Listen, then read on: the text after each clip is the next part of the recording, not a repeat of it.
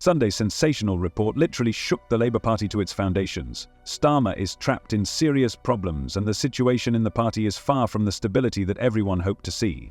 We're going to dive into this massive revelation that has the leader of the Labour Party panicking for an explanation.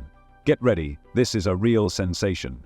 If you thought Starmer's public appearance at PMQ headquarters was a flop, wait until you find out what's going on in the Labour Party. This is not just an attempt to minimize the damage, this is a real panic that has engulfed everyone. With each inappropriate answer, they only make the situation worse. And the question arises, how many more mistakes can happen before the party collapses into the abyss? The atmosphere of the Labour headquarters resembles real chaos. Employees are rushing around in a desperate attempt to find at least some kind of coordinated response. But each of their attempts to cope with this disaster leads to even more serious consequences. And it seems that the way out of this crisis is slipping further away. The Reverend Starmer has announced his reset, which must not be called that, but something else. For what is in a name, that which we call a reset, by any other name would smell as sweet. Well, it's been merely 5 months of his premiership, and it is already clear he has fated to be one of the worst leaders in modern British history. He has no ideas, no originality, and no inspiration. But at least he has his amazing charisma. 3, 2, 1. Yay! It worked! Nervous moment there. Is there a more boring way of pronouncing the word three? Well, if there is, you must tell Sir Keir Starmer. It's like watching a car crash in slow motion. You can't look away, but deep down you know it's going to end in disaster. And here's the real problem. No one seems to realize the seriousness of what is happening. One of the representatives of the Labour Party declares with full confidence that the accusations are absolutely groundless. Then the other, as if in a panic, admits that mistakes were made, but immediately tries to justify himself, claiming that their words were taken out of context. This is a complete mess, and the situation is only getting worse by the minute. Political commentators are shocked by this crisis. One analyst sarcastically remarked, "I've seen more organized responses in kindergarten during a snack, but can you blame them for that?" Is our Prime Minister actually our Prime Minister? Because so far, he seems obsessed with serving everyone else apart from the British public.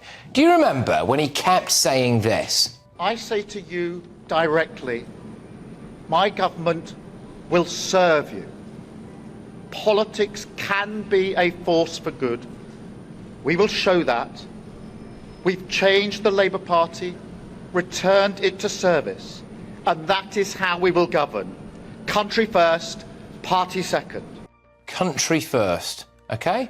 Well, what have we had? It looks like he might be about to give away the Elgin marbles to keep the Greeks happy. He's already given away the Chagos Islands to keep the Chinese happy, which apparently included a deal to allow a load of Sri Lankans who might be sex criminals into Britain as well. Labour's communications strategy, if it can be called that at all, looks like chaos. The situation is aggravated by the fact that the recent staff turnover in the party is beginning to affect their work.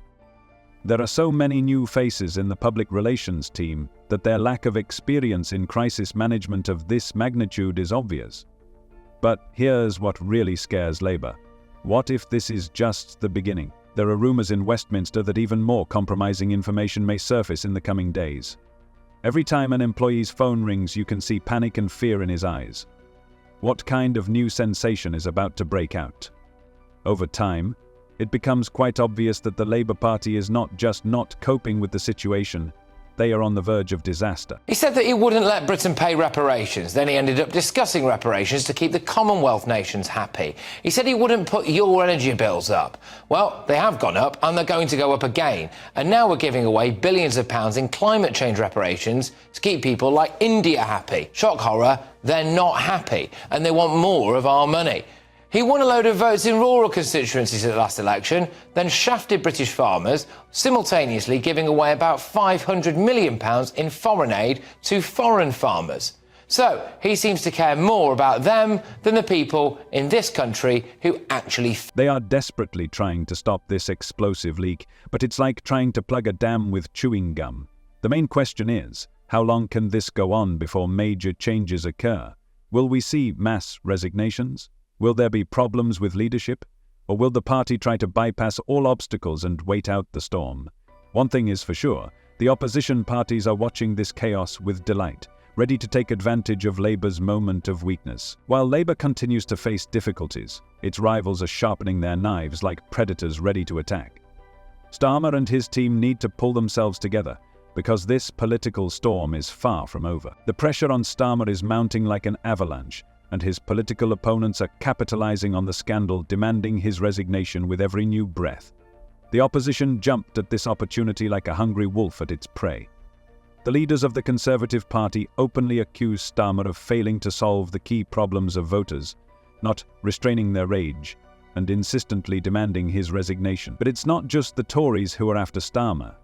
The situation took a dramatic turn when one of the council members from the Labour Party, disappointed with the board, defected to the Conservative Party, like a traitor who cast a shadow on an already precarious position. Maybe mend some fences between this government and the incoming presidency of Donald Trump's, given that the whole of his cabinet have been so rude about him over the last few years.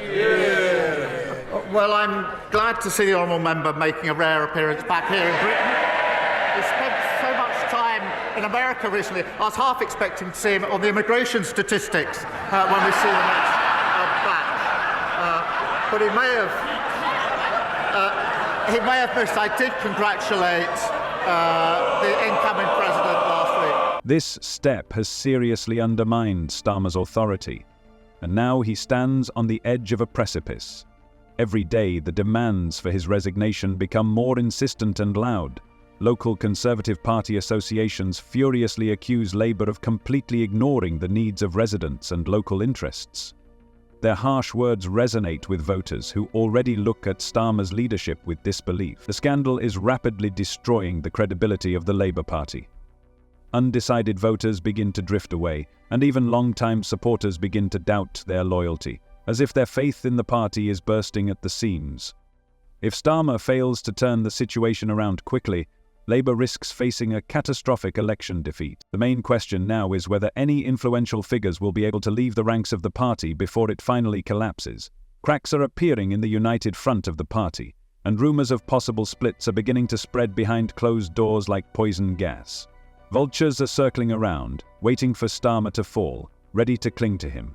Some influential voices in British politics are now openly demanding his immediate resignation. They are heating up the situation around Starmer to the limit. As external pressure builds, Labour is facing a deep crisis that threatens its existence. The party is beginning to split from within, and various factions. I got called with the Speaker to ask a question in PMQs. Well, the Prime Minister was not going to answer my direct question in any way at all, and all those Labour MPs screaming and shouting at me, gosh, it felt like being back in the European Parliament. I really rather enjoyed it.